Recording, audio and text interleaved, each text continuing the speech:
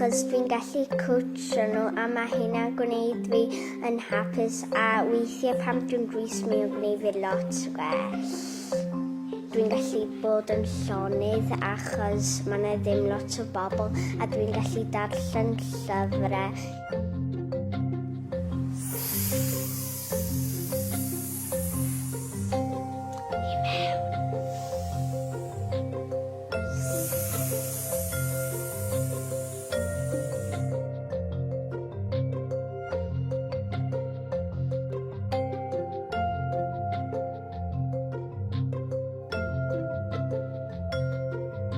Yn amlwg oedd y cyfnod clo yn gyfnod anodd iawn i'r plant yn gorfod hunan ynysu, yn gorfod aros adre, ddim yn gweld eu ffrindiau. Ac wrth i'r plant dychwelyd, wnaethon ni weld bod yna lawer o orbryder a fwy o bryder na'r arfer am resymau naturiol.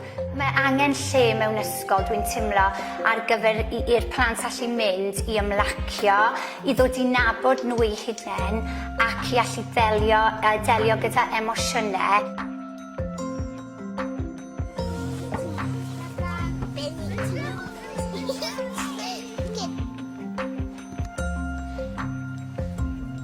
Ond mae Betsy, mae jyst yn gymeriad a hanner. Mae'r plant wrth i bodd efo hi. Mae'n mynd a dod fel mae isio.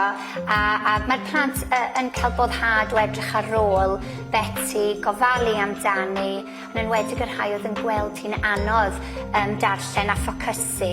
Maen nhw'n fwy parod i ddarllen gyda Betsy na gyda athrawon i fod yn onest.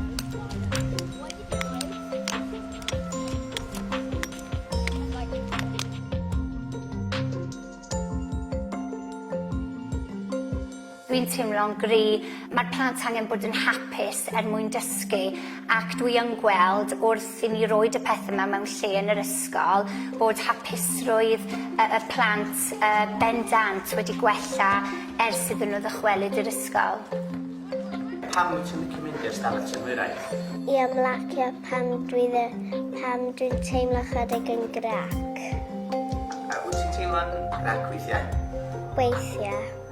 Yn y flwyddyn diwetha, weithiau ydych chi heb allu mynd i'r ysgol. Sut oedd hynna i chdi?